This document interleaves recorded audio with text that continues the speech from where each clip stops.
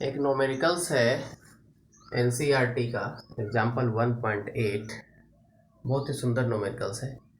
इससे बहुत सारा कॉन्सेप्ट भी क्लियर होगा। न्यूमेरिकल्स बनाने का एक कॉन्सेप्ट मिलेगा आप लोगों को। क्वेश्चन ये बोल रहा है कि दो प्लेट हैं, दो इलेक्ट्रिक प्लेट हैं, जिसमें एक में पॉजिटिव चार्ज है, दूसरे में नेगेटिव चार्ज है। निगेटिव चार्ज को ऊपर रखा गया है, पॉजिटिव को नीचे रखा गया है, और एक सिचुएशन है जिसमें 1.5 सेंटीमीटर डिस्टेंस है वो दोनों प्लेट के बीच का। इलेक्ट्रॉन को यहाँ से छोड़ा गया, फ्री फॉल किया गया इलेक्ट्रॉन को, तो 1.5 सेंटीमीटर डिस्टेंस कवर करने में इलेक्ट्रॉन को कितना समय लगेगा ये फाइंड आउट करना है। दूसरा सिचुएशन है जिसमें पॉजिटिव चार्ज प्लेट ऊपर है, यानी इसका रिवर्स केस कर दिया गया, इलेक्ट्रॉन के जगह रिप्लेस कर दिया गया प्रोटॉन से, और प्लेट को रिप्लेस कर दिया गया नेगेटिव से पॉजिटिव हो गया और पॉजिटिव से नेगेटिव हो गया। दोनों सिचुएशन में फाइंड आउट करना है कि यहाँ इलेक्ट्रॉन फ्री फॉल करने में यानी गिरने में कितना समय लगेगा यहाँ पर, और यहाँ पर प्रोटॉन पॉजिटिव चार्ज इलेक्ट्रॉन का इंडिकेट किया हुआ है, तो प्रोटॉन जब गिरेगा तो कितना समय लेगा ये निकालना है। साथ में यहाँ ये भी देखेंगे कि कैसे ग्रेविटेशनल एक्सेलरेशन निग्लिजिबल है, इसमें जो आएगा एक्सेलरेशन उससे, क्योंकि यहाँ पर जो लगने वाला फोर्स होगा वो इलेक्ट्रिक फोर्स होगा, और इलेक्ट्रिक फोर्स बहुत ज़्यादा होता है ग्रेविटेशनल फोर्स से।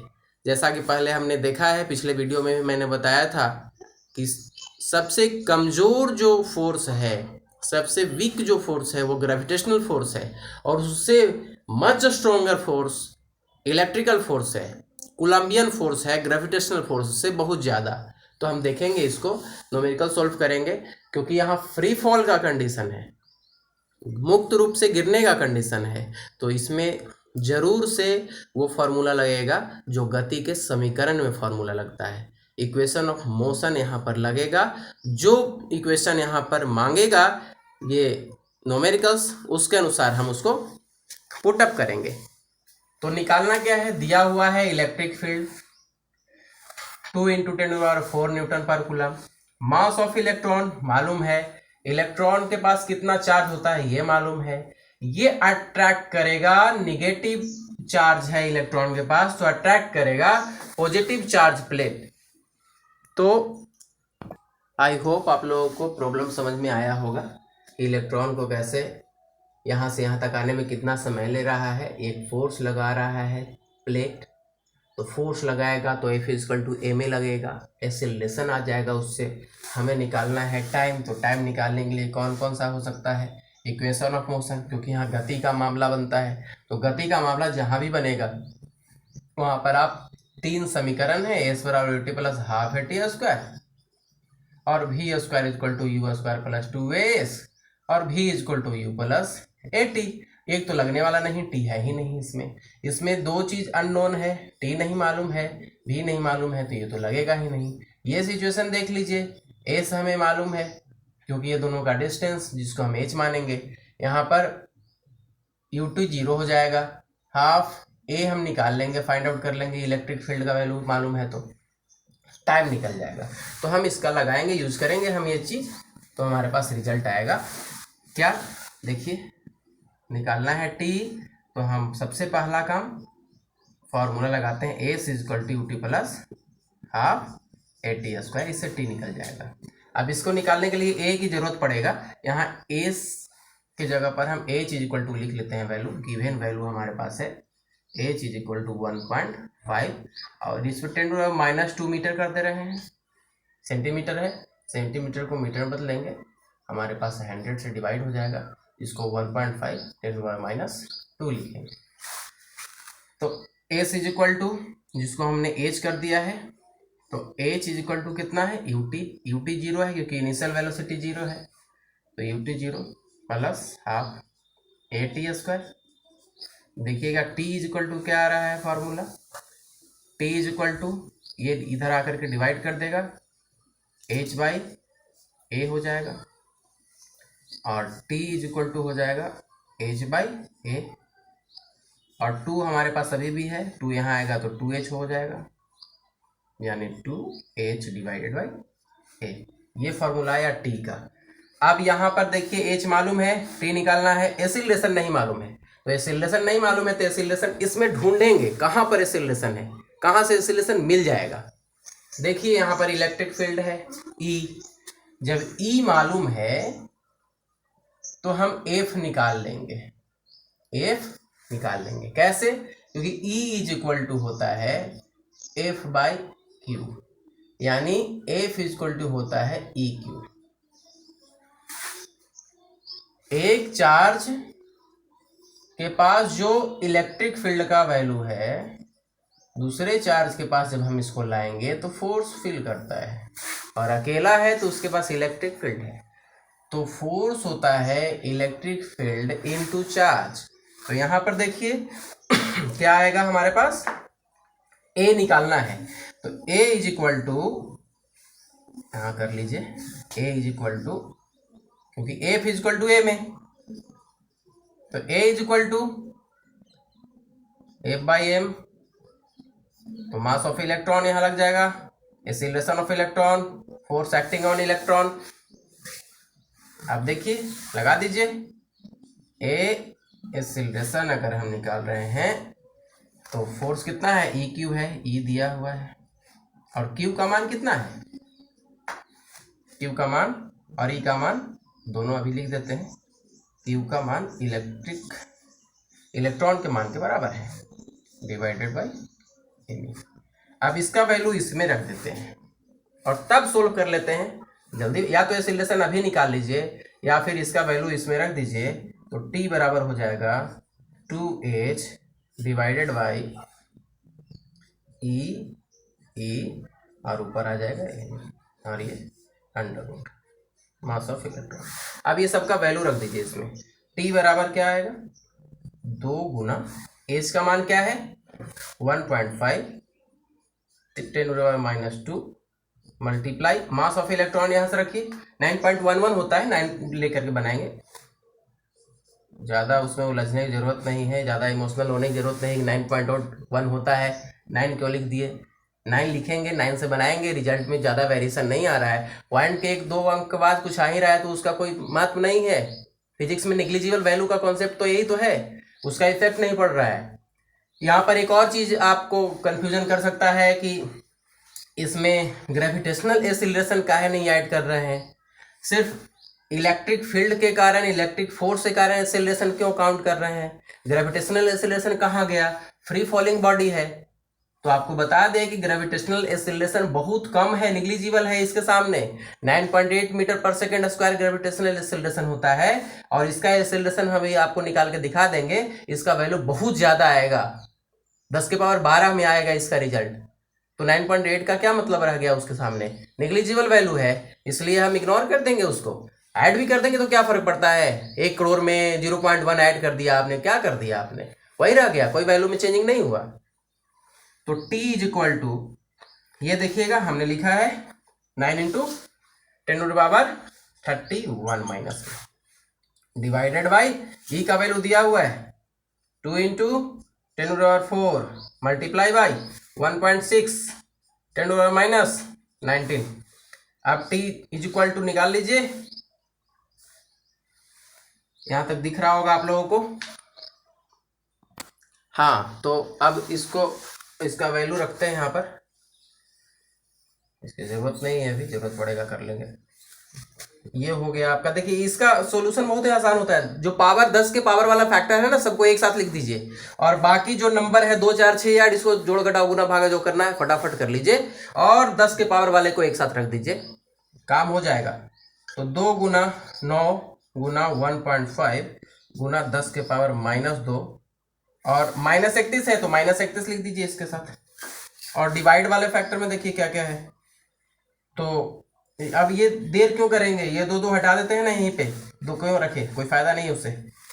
तो 10 के पावर यानी 1.6 और 10 के पावर 4 और 10 के पावर -19, देखिए क्या आता है, ये T इक्वल टू सब अंडर रूट है, सब अंडर रूट है।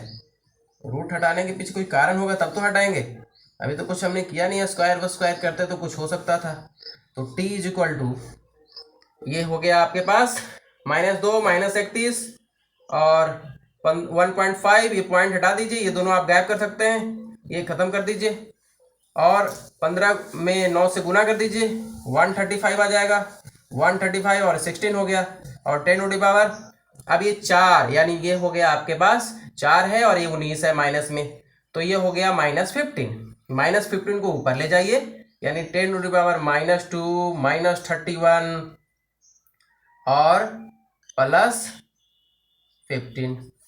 रिजल्ट क्या आ रहा है? अंडर रूट अभी भी रहेगा 1।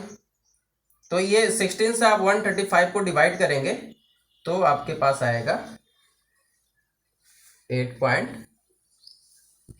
पॉइंट समथिंग आएगा। इसको करेंगे, देखिएगा, इसको कर लेते हैं यहाँ पे 135 8 टाइम में 2874 यानी 8.4 आया और मल्टीप्लाई, ये 31 है टू 33 हो गया माइनस में और ये 15 है यानी 10 टू द पावर -18। 18 रिजल्ट हमारे पास आएगा। ये अंडर रूट है, आप इसको सोल्व करेंगे तो ये -9 हो जाएगा। 8.2 का रूट निकालेंगे तो आपके पास रिजल्ट आएगा 2.9 10 टू द पावर -9 सेकेंड। यही रिजल्ट है, यानी कितना समय लग रहा है? तो 2.9 10 टू पावर -9 सेकेंड का समय लग रहा है ये फॉल करने में, यहाँ से यहाँ फॉल करने में समय लग रहा है 2.9 10 टू पावर -9 सेकेंड का। ये तो इलेक्ट्रॉन के गिरने में लगा समय है। अब प्रोटॉन के गिरने में लगा समय निकाल लेंगे और फिर आपको दिखाएंगे कि कैसे एक्सेलरेशन का वैल्यू बहुत ज़्यादा है। एक्सेलरेशन का वैल्यू बहुत ज़्यादा है, ये देख लेंगे हम लोग। अभी देख लेते हैं फिलहाल कि टाइम कितना लग रहा है इसके गिरने में। प्रोटॉन अगर हमने यहाँ पर रिप्लेस कर दिया है और इलेक्ट्रिक फील्ड हमने रिप्लेस कर दिया, प्लेट को जो नीचे था उसको ऊपर कर दिया और ऊपर जो था उसको नीचे कर दिया, इस सिचुएशन में तब क्या हो रहा है? तो सारा ऑपरेशन ऐसे ही होगा। या तो आप एक्सेलरेशन पहले निकाल लो और फिर एक्सेलरेशन का वैल्यू यहाँ पुटअप कर दो, एक तो ये तरीका, या तो फिर आप फॉर्मूला पुटअप कर दो और लास्ट में सारा वैल्यू लिखते जाओ और जो जो घटाओ गुना भागा आता है जो कर लें। फिजिक्स का काम इतना ही है, यहाँ पर फिजिक्स का काम खत्म हो गया। अब आपका जोड़ घटाव गुना भागा करना है। न्यूमेरिकल्स बनाने में पहले आप देखो क्या क्या गिवन है और फिर क्या फाइंड आउट करना है, फिर उससे रिलेटेड कोई समीकरण देखो, क्या कोई इससे रिलेटेड कोई समीकरण है। समीकरण आपको अगर मिल गया फिर आपने वैल्यू पुटअप कर दिया, उसके बाद मैथ है हल्का फुल्का रहता है, वो कैलकुलेशन करके निकल जाइए, काम हो गया। अब मास ऑफ प्रोटॉन निकालना है तो इस फॉर्मूला को अगर आप डायरेक्ट रख दे तो कोई दिक्कत किसी को नहीं होना चाहिए, क्योंकि हमारे पास ये फॉर्मूला आ चुका है यहाँ पर T = 2H mass of proton divided by E under root में। यहाँ पर इलेक्ट्रॉन लिखा हुआ, कहेंगे कि इलेक्ट्रॉन लिखा हुआ है, इलेक्ट्रॉन ही रिस्पॉन्सिबल है चार्ज के लिए और इलेक्ट्रॉन के पास जितना चार्ज होता है उतना प्रोटॉन के पास चार्ज होता है, इसीलिए इलेक्ट्रॉन हमने लिख दिया। अब क्या आएगा हमारे पास? 2H हमारे पास सेम है, यानी 2 × H का वैल्यू कितना है? यहां से आप देख लीजिए, यहां पर भी लिखा हुआ है H का 1.5 यानी 1.5 और 10 to power -2। Mass of proton कितना है? मास ऑफ प्रोटॉन हमने लिखा है 1.67 होता है, तो 1.6 से ही हो जाएगा 1.6 10 to power -27 divided by E का वैल्यू है 2 × 10 टू पावर, E का वैल्यू यहाँ भी लिखा है क्या? हाँ, यहाँ भी लिखा हुआ है, तो 10 के पावर 4 हो गया और 1.6 10 टू पावर -19। इसका ऑपरेशन भी कर देंगे, वैसे ही ऑपरेशन हो जाएगा। ये ऐसे कैंसिल कर दिया हमने, तो T = क्या आया? 1.5 और 10 के पावर 2 और 27, तो 10 के पावर 29 डिवाइडेड बाई 10 के पावर, क्योंकि बाकी सब तो कैंसिल है, तो 4 और 9 -15 को ऊपर ले जाइए, आपके पास आएगा 1.5 10 टू पावर -14 और ये सब रूट में है। रूट के साथ अभी हमने कुछ नहीं किया है, इसलिए रूट रह जाएगा अभी। अब 1.5 को आप ऑपरेशन इसका करोगे तो आपका ये 1.5 का रूट निकालोगे, आएगा 1.2 और 10⁻14 का 10⁻−7, यानी ये दो सिचुएशन है। एक बार टाइम आया प्रोटॉन के केस में 1.2 10⁻−7। अब इसको अगर आप यहाँ 1.67 लेकर के बनाओगे तो जो एनसीईआरटी में रिजल्ट दिया है 1.3 आएगा, ज़्यादा डिफरेंट नहीं है। तो 1.2 सेकेंड 10⁻−7 बहुत छोटा है। लेकिन एक चीज़ यहाँ देखने वाली बात यह है कि इस सिचुएशन में 10⁻−9 10⁻−7, यानी समय किसमें ज़्यादा लग रहा है, प्रोटॉन के केस में या इलेक्ट्रॉन के केस में? -9 है, यानी वैल्यू कम है, ये ज़्यादा समय लग रहा है। इसके पास मास ज़्यादा है फिर भी ज़्यादा समय लग रहा है, क्योंकि यहाँ पर वो ग्रेविटेशनल फोर्स अप्लाई नहीं किया है हमने। अगर अप्लाई कर भी देंगे तो कोई फर्क नहीं पड़ने वाला, रिजल्ट में बहुत नॉमिनल डिफरेंस आएगा दोनों में, क्योंकि 9.8 इसके सामने कुछ नहीं है। जब हम एक्सेलरेशन इसका निकालेंगे तो देखिए, इसका एक्सेलरेशन भी निकाल देते हैं, इसका एक्सेलरेशन भी हम निकाल देते हैं यहीं पे। देखिए इसका एक्सेलरेशन क्या हो जाएगा, ई यहाँ पर किसी सिचुएशन में, चाहे इस सिचुएशन में निकाल लीजिए चाहे इस सिचुएशन में निकाल लीजिए, वही आएगा। देख लेते हैं यहाँ पर प्रोटॉन के केस में, तो हमारे पास जो फॉर्मूला है वो है ए ई इज इक्वल टू, यानी प्रोटॉन के केस में निकाल रहे हैं तो प्रोटॉन लिखते रहे, मास ऑफ प्रोटॉन। देखिएगा 2 गुना इलेक्ट्रिक फील्ड क्या है, 2 गुना 10 के पावर माइनस चार्ज, वैल्यू क्या है 1.6 10⁻−19 coulomb, divided mass of proton 1.6 10⁻−27। देखिए डिवाइड कीजिए, क्या आ रहा है आपके पास,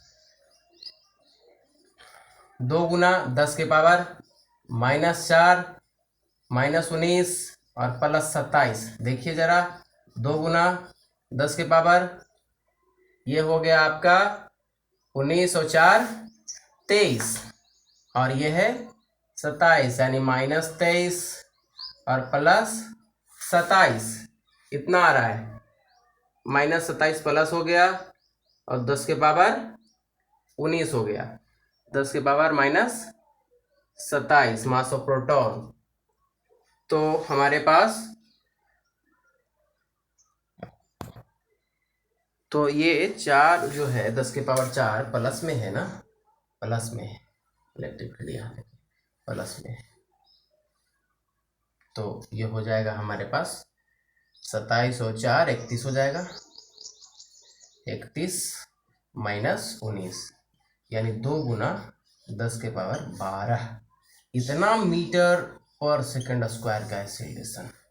अब 9.8 अगर हम यहाँ ऐड भी कर देते तो क्या फर्क पड़ जाता है, 2 गुना 10 पर 2 पर 12 जीरो बैठा रहे हैं, वो मिलियन ट्रिलियन में जा रहा है वैल्यू, वहाँ पर 9.8 अगर हम जोड़ भी देंगे तो कुछ ज़्यादा अंतर नहीं आने वाला। इसीलिए इस सिचुएशन में हम ग्रेविटेशनल एक्सेलरेशन को कहीं पर भी काउंट नहीं किए हैं। काउंट अगर आप करेंगे भी, जहाँ पर भी ऐड किया हुआ है, तो 9.8 अगर 5000 करोड़ में 9.8 आप ऐड भी कर दोगे तो क्या फर्क पड़ता है, कोई फर्क नहीं पड़ने वाला। 9.8 का वैल्यू बहुत छोटा है, 2 × 10⁻12 मीटर पर सेकेंड स्क्वायर के रिस्पेक्ट में, इसीलिए हम इसका वैल्यू नहीं ऐड किया है हमने, और ये न्यूमेरिकल्स बना दिया गया। तो इस सिचुएशन से ये पता चला एक तो कि ग्रेविटेशनल एक्सीलरेशन कम क्यों है, क्योंकि ग्रेविटेशनल फोर्स कमजोर है, कोलंबियन फोर्स मजबूत है, इसीलिए कोलंबियन फोर्स के अकॉर्डिंग जो एक्सीलरेशन आया उसका वैल्यू बहुत ज़्यादा आ रहा है ग्रेविटेशनल एक्सीलरेशन के अपेक्षा। तो ये न्यूमेरिकल आशा करते हैं आप लोग को अच्छे से समझ में आया होगा। अगर प्रॉब्लम फिर भी कहीं रह जाता है तो आप लोग कमेंट ज़रूर कीजिए, शेयर सब्सक्राइब ज़रूर कीजिए, जिससे ये मालूम चलता है कि आप लोग सीरियस हैं, आप लोग को ज़रूरत है क्लास की, तो और हम उत्साहित होंगे और अच्छा सा वीडियो बनाएंगे और इजी वे में इसको एक्सप्लेन करेंगे। जो भी टॉपिक आपका होगा, कोई भी प्रॉब्लम अगर फिजिक्स से रिलेटेड है तो आप कमेंट्स बॉक्स में लिखिए, आपको वीडियो कैसा लगा आप ज़रूर बताएं। फिर अगले क्लास में मिलेंगे। Thank you.